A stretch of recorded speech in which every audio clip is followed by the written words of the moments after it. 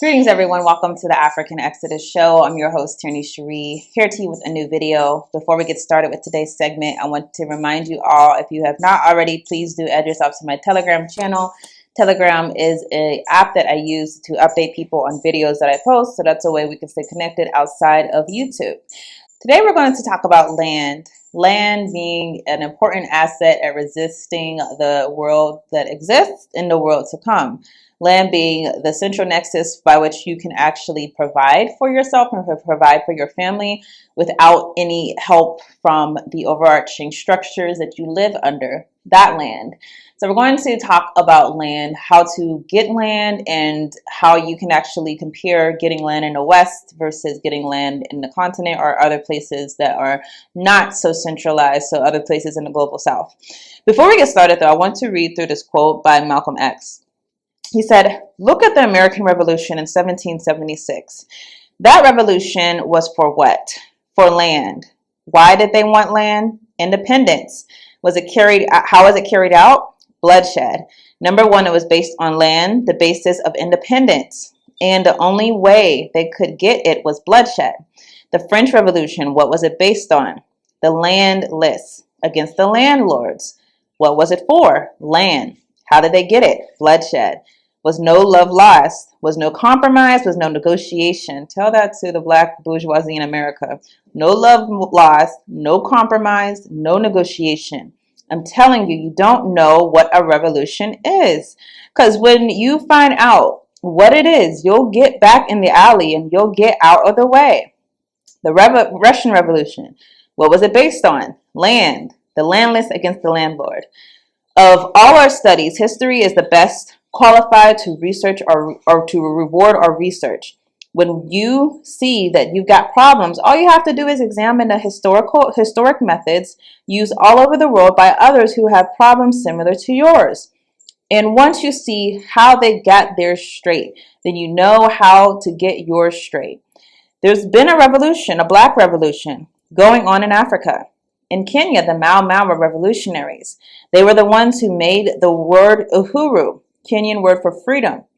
They were the ones who brought it to the fore. The Mau Mau were the revolutionaries. They believed in scorched earth. They knocked everything aside and got in their way, and their revolution was also based on land, a desire for land. In Algeria, the northern part of Africa, a revolution took place. The Algerians were revolutionaries. They wanted land. France offered to let them be integrated into France.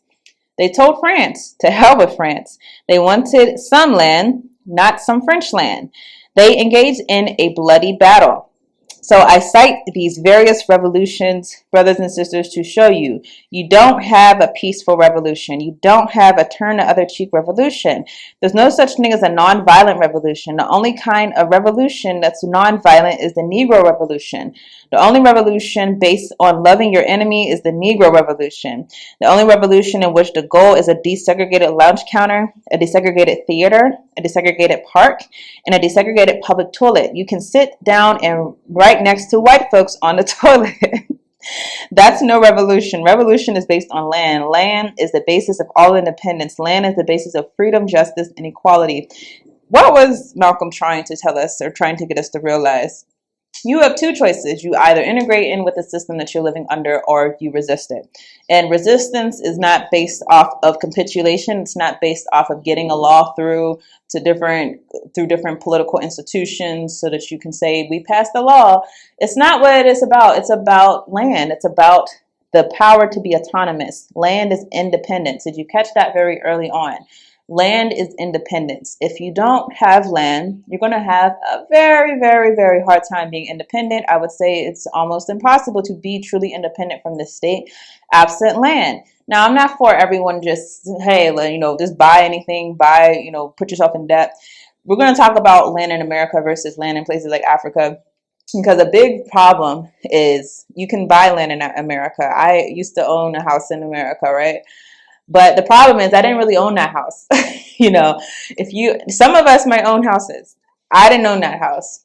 I didn't own the land that the house was on. The bank owned it.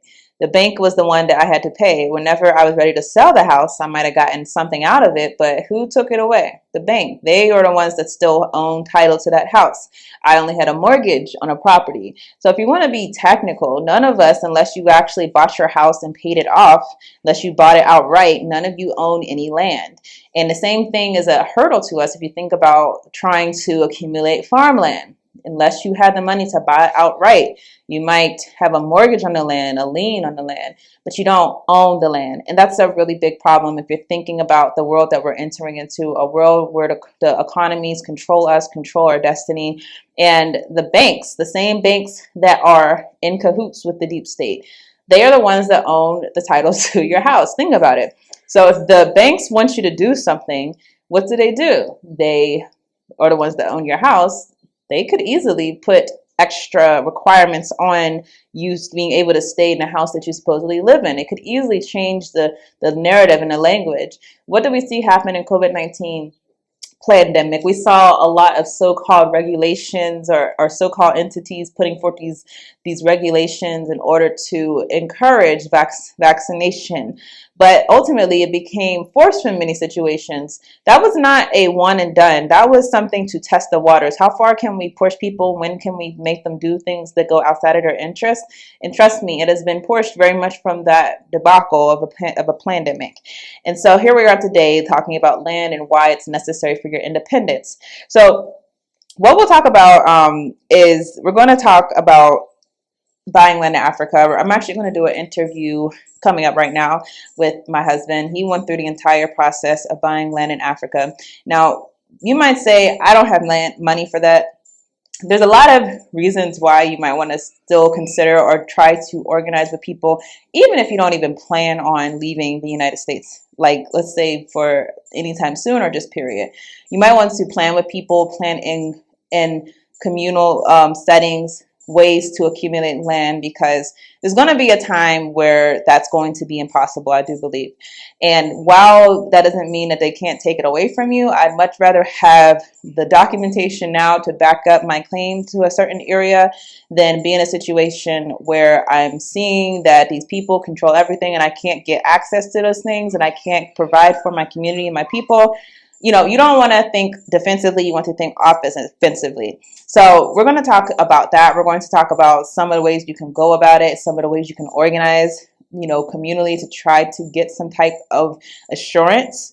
And I say communal because getting the land, don't look at yourself as being the owner. Look at yourself as being the resource to others who can't buy or to others who can't afford to do that at the time.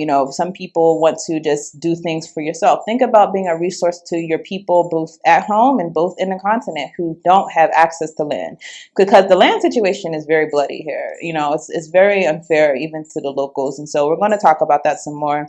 But with that, let's go to that segment. Hi, everyone. So welcome back. I'm here with my husband, Teddy.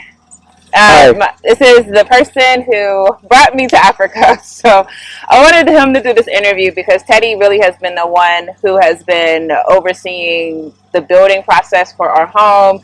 He's been the one overseeing land purchasing. And so he has more to offer on this subject than I do. Also, just a quick plug for him. He is starting a YouTube channel, Building Ghana's Future. So I will link that down below. A lot of this information and probably more information will be available about the process of building your home on his channel. So with that, I will turn to you and say, Teddy, hello. Hi. So give a little background about yourself. Where are you from? Where have you lived? And where are you now? Okay. Well, I was born here in Ghana. Lived here for a good 15 years, and then I moved to the United States, where I did all my studies, mostly in aviation. So I worked over there for a couple of years, met you, got married, had kids. Our whole ideology of what we wanted to do growing up, everything kind of shifted, and it's more detailed than I would make it, but, I'm just going to simplify it. We decided to change our lifestyle, how we bring our kids up, and pretty much how we do everything. So we started the process of buying land back in Ghana, because that's where I'm from, so that's where I was most familiar with the process. And so we bought land, made preparations, and we moved back to Ghana. All right, so yeah. Where would you say that shift began in perspective? I mean, I know you obviously. I know that for probably how you foreseen your life going, this might be a lot different than what you originally saw. So where did that shift come for you where you wanted something different than the American dream? Okay, so to me, there's a spiritual aspect and then there's a physical aspect. So the physical is things that we see manifesting from the spiritual aspect. So I might say it's easy to say that, I'm a Christian. I believe in God, and I believe in living our lives in the physical, but also in the spiritual, meaning being in contact with God and hearing His voice. So as a Christian, you want to be able to hear the voice of God. And hearing the voice of God, when He speaks to you, you have to follow. That's one thing that I feel like, we don't do such a good job at, listening to the voice of God. So what I'm doing right at this step that we're making, mostly is because of the voice of God, Him directing us to make that switch to come over here. All right. And outside of that, the physical too, what we see happening around the world. So it's up to you to actually pay attention and prepare yourself, or just let it be how you want to be until things go in the wrong direction. But we chose to listen to the voice of God and to make preparation for where we are now. And why would you say we chose the left at the time when we chose the left? I mean, so I'll just say my biggest perspective change came during the COVID-19 pandemic. Okay. I think that was similarly for you. So, like, what was it that really made you feel the urgency, to actually leave? Okay. Well, before COVID even hit, we were already making plans. I was actually about to leave before the COVID hit, but that plan didn't go through. So when COVID actually hit, it was very apparent to us that we were not prepared in any way, shape, or form to deal with those kind of situations. If it was the real thing, where, like the Bible would say, the mark of the beast was happening, then we would have all been subject to it. Though, we found ways to deal with the situation. I don't think it was the most efficient, and it was very kind of like made up way to survive. And it actually was by the grace of God that we are here today, so yeah. COVID was definitely a big part in shaping, our move to Ghana. But it wasn't, the overall. Yeah, we were already planning. And financially, and I put other things into perspective, finances, and as well, you also have to plan for these things, because you can't just up and move somewhere and not have, any source of income or anything to support you and your family. It's not just me. If it was just me, then it would be different, but I have a family that I have to care for, so we had to make sure that we were planning things properly. Okay, so this video is about land. Let's talk about land. Buying land in Ghana versus buying land in America. What are the big differences for people who might be in the West watching this? Okay. So, I guess, to put things in perspective, I never purchased land in America. We bought homes, right? So it's part of the land, but the deal is different. Here, you actually buy the land. In America, it's the same way, but I never bought land on its own. But here, we purchased the land, and the difference that I can compare from my experience in America to what we did over here is actually feeling a sense of actually owning the land, being able to do whatever it is that you want to do on the land. So behind me, probably can't see it, but actually if you turn the camera a little bit to the left, you see a gentleman over there watering our farm, and he's doing that through a borehole system that we made. So I didn't have to get any form of permits or those kind of things to be able to dig that hole to get water on my land. This was just hiring a contractor, bringing him over here, and he dug a hole for me to get water on my land. All right. So there is a lot of ease when it comes to being able to do things on your land. You know, even the farm over there in America, more than likely, something of that size, you can't just do it anywhere, you know. So even in the city over here, people that have bigger pieces of land, they might have big gardens or farming in certain areas. So there is a little bit of a restriction, but once you get to the exterior, it's much more flexible on what you can do. So the restriction is basically regulations and different codes you have to follow versus here. It's pretty much as long as you are willing to pay for the person to do it, you can do it. Right. And as long as it's within the limits of your land, no one really bothers you, you know. Unless this area is completely developed and you're doing some sort of farming like poultry or something like that, then, you know, your neighbors might be the ones that complain that, hey, you know, you need to cut that down. But outside of that, you know, you're pretty much free to do whatever it is you want to do with your land, and that's a big plus. That was something we were looking for. So, talking about owning land versus owning land in the United States. So we had 2 houses in the U.S. Right. So obviously, having a mortgage is a convenience in the U.S. that a lot of people don't get to enjoy here. But it's also kind of like a inconvenience in a way because, like you said, you really don't own the land. So can you talk about the issue of like if you have a mortgage, you can have some type of leasing kind of situation, but it's not full ownership as in here, right? Okay. So in the United States, as I understood, even with the taxes on the land, you could completely pay for your home, and if the taxes are not paid on it, they could come and claim, you know, your house and take it away from you. Here, you actually lease the land. So the citizens, you can get up to 99 years, and foreigners is up to 50 years lease. All right. The time where you could actually buy it and own it outright, those times the laws have changed, so those times don't exist anymore. We don't have that anymore. But after your lease is up, you renew the lease again. So the land do stay under your ownership for pretty much forever, right? But the way it's written, I think you can usually kind of make some deals with the family or whoever you bought it from to keep it under your ownership for a much longer time, especially for the foreigners. Me, 99 years, I don't know if I'll be here in 99 years, but you know, my children will be the ones that continue it. And here, once you have your home built up, your walls up, it's yours. It's yours. There's not going to be anybody coming in trying to take the land from you. If anybody do show up, it's probably family members trying to claim it. But yeah, that's pretty much it.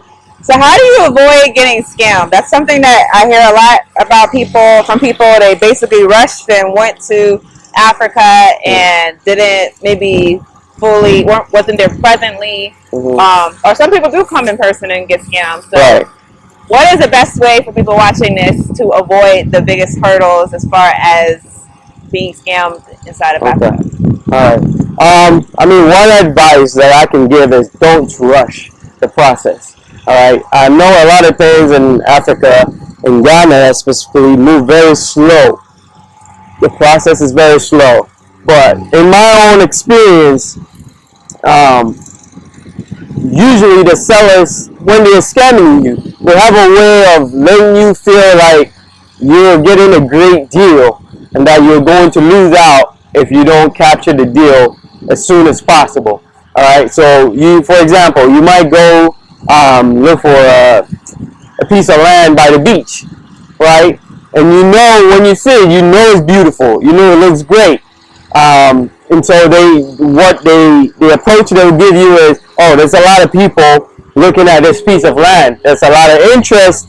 So if you really want it, you have to move quick. You got to put some money down, you know, and capture it before, because whoever comes first gets the piece of land. All right. So usually people feel the rush before they even do their search to find out that the person that's actually trying to sell the land is the owner of the land. They put money down, and by the time you do your search, you find out he's not even the owner of the land. You know, it's somebody else that owns the land. So usually is that pressure that you get when you're trying to purchase land in Ghana that will get you. Because even with the documents in front of you, you have to make sure you do your search at the Lands Commission to get all the facts and then compare it with whatever details that the person is giving you to make sure that, you know, it's legit before you take a step. Never give your money to somebody before you do your search. And would you say you could be a resource to people who might be looking for guidance as far as... Oh yeah, by all means. I mean, I've been through the process. So, you know, if anybody's going through that process and needs an advice, whatever, I'm available to do consultations to help them with, you know, the knowledge that I have, just to guide them and make sure that they're going, you know, the right way. Okay, so any final thoughts on buying land in Africa? Anything big that people should understand? Okay, there's vast amount of land. I mean, there's so much land available, and there's a sense of freedom when you own land. You know, and I could speak for Ghana because that's where I'm from, but there's a sense of freedom compared to when you buy in America, where I've also lived. All right, so when you own land over here, and I encourage everybody to own a piece of land over here, you know, even if you're not trying to live here long term and you want to vacation here, feel free to take that step. It does not cost that much, you know, compared to buying land in the United States. So I encourage everybody to seek out their own safe haven in Ghana. And I'll add on to that, even if everyone, you know, looks to buy land, you know, have a servant's mindset, because many of the people here in Africa, this is their land, and anything that you do here, you have to understand that this is all Yah's land, and these are his people. So don't come to enrich yourself and just build your house and live happily ever after. Come to do something with the community. I'm sure like later on down the line we'll get to document some of the stuff that we're going to do. But look at yourself as being a resource, because what's happening is that a lot of corporations are coming and buying up the land in Africa. And the people who have lived here since the beginning of time, they can't even, you hear about people starving inside of a continent with vast amounts of land, and they know how to farm. That tells you that they don't control the land. They're not controlling their destinies. So it's really going to be a link, I think, between the diaspora and the continent coming together to solidify some of those connections, you know. So come here not just for yourself, but to be a resource.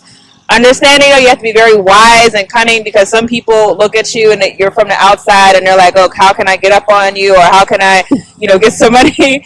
But I think if you have a servant's heart, that will also attract people who also have servant's hearts. Right. So you have any thoughts on that? Final thought? Or? Yeah, I mean, beautifully said. You know, whoever we work with, we try to explain to them what our vision is, so they understand who we are and what we are trying to do. Because you don't want to give anybody the idea of, oh, you know, I come from America and I have a whole bunch of money and I'm here to spend for myself and enrich myself and to build my own little empire over here. Then they will try to get a piece of your empire for themselves. Right.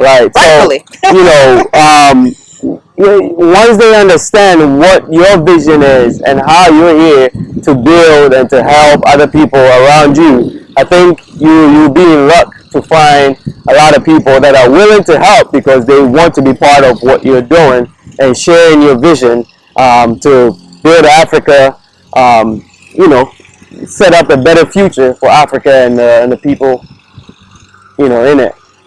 All right, so that is it for this video. To remind everyone, Teddy has his own YouTube channel. We'll be talking about building our house. This is our house that we're building behind us. Philosophy, trying to give some advice to other people who are also looking to do the same thing. real estate, things like that. So yeah, we're gonna be building a whole bunch of rentals and a whole lot of. We're gonna be doing a whole lot because the land that we're on, even behind the camera, everything is all of ours, and we're looking to purchase more land. So the experience and everything that we have, we're ready and available to share that with all of you guys, and follow our journey as we move forward. So definitely check out his channel, and even if Ghana isn't for you, there's so many other places in Africa, so many other places in the global south that operate similarly. So definitely consider that option. If you have to stay in Babylon, USA, still get you some land in Babylon, USA, because that is going Farmland is important. Farmland is important. I only advocate Africa because I think the amount of surveillance from the state and the amount of Uncle Sam looking over you, like, you don't feel it here. It's not to say that it can't happen, but I think in America, there's a lot more state control over the lands that is exercised and apparent. So that's the only reason, I lean towards telling people to go outside of America. But regardless of where you are, you definitely need to get land, because as Malcolm X said, land is the basis of freedom. So with that, thanks everyone for watching. I'll see you all in the next video. Not even the dog that peace against the wall of Babylon shall escape this judgment. For I know what? I know that all of you shall witness the day that Babylon shall fall.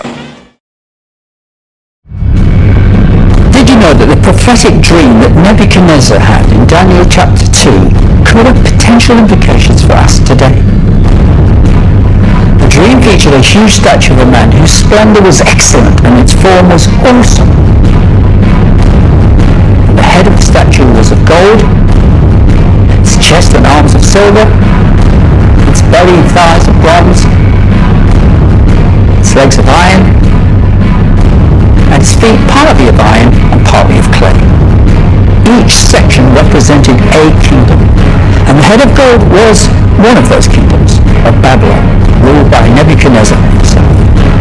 The second section, the chest and arms of silver, was to be a second inferior kingdom, which we are told in Daniel 5 was the Medo-Persian Empire. The third kingdom, the belly and thighs of bronze, was Greece, ruled by Alexander the Great. And the fourth kingdom, the legs of iron, was undoubtedly Rome. The fifth kingdom, however, is the feet of iron and clay, and that is the kingdom that will be smashed by the rock, bringing down all the other kingdoms before it. Daniel 2:34. Well, Babylon always promises the same thing, whatever iteration she takes. Of course, if you're in 96 AD, that's Rome. If you're in, and here goes back to wonky or janky interpretations of Revelation, if you've got a bad lens by which you approach the book, then the United States is sitting on a hill that's about, but if you're reading it honestly, right, this isn't some reference to Russia or China, like, this is about us. Like the US is just as much Babylon. I often hear comparisons of the USA with Rome, and that the United States of America are the new Rome, decadent, old, corrupt, decayed, like the Western Roman Empire in the end stages of its existence. But is that true? 1. Social inequality.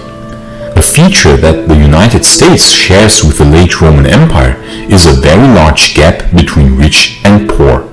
Second, bread and games, panem et circenses. The ancient Romans had the gladiatorial games, where famously the gladiators would combat against each other or against wild beasts to the death. Now you might think that modern Americans don't have an equivalent, but where indeed people are not killed for sports anymore, brutal fighting sports are still quite widespread. 3. Poverty. After the crisis of the 3rd century, but especially in the last decades of the Western Roman Empire, more and more people of the Imperium were poor and had to live on the lowest of the existence scale. Beggars, homelessness, and other forms of poverty became more widespread as the old glory days of the empire had slowly faded. Compare this to modern-day American cities such as Los Angeles and San Francisco, where homelessness is rampant. Thousands upon thousands of people live in the most appalling conditions, where even third world countries are having a hard time replicating this. And quite bizarrely, this all takes place with a backdrop of technological splendor, skyscrapers, and the lofty homes of the rich side. 4. Decay. I quite often already talked about the state of the city of Rome in the late 5th and early 6th centuries AD. The glory days were over and Rome had to endure 3 brutal sacks in the 5th century. The population had dropped dramatically and many parts of the city would now slowly start to fall into decay. American cities such as Detroit, Philadelphia, and many others. There is widespread decay and many parts of these cities fall into disrepair, while only some parts are being maintained and look nice. Especially outlying regions or poor areas are left to decay and fall completely into ruin. 5. Constant wars. The late Roman Empire found itself entrenched in constant warfare. From the crisis of the 3rd century to the last years of the Western Roman Empire and later continuing in the Eastern Roman Empire, there was almost constant warfare. The United States, after being established only 246 years ago as of release of this video, also found itself entrenched in constant warfare. War of Independence, war against the British, war against Mexico, war against the Native American population, then a great civil war, then war against the Spanish, then World War I, World War II, Korea, Vietnam, Iraq first time, Afghanistan, Iraq second time. If you would add up the duration of all of these wars, it would be around 150 years, more than half of the existence of that nation. 6. Social polarization. In the late Roman Empire, one would think that the Romans would have united against the barbarian invaders, but nay, they were busy fighting each other in endless civil wars and also fighting each other in everyday life, especially Christians versus pagans. They both blamed each other for the barbarian invasions, and there was massive social polarization in the last decades of the Western Roman Empire. We can witness something very similar in the current US, where there is growing polarization not only with regard to its 2 largest parties that drift apart from the center more and more, but also among the general population, where an outright culture war is going on.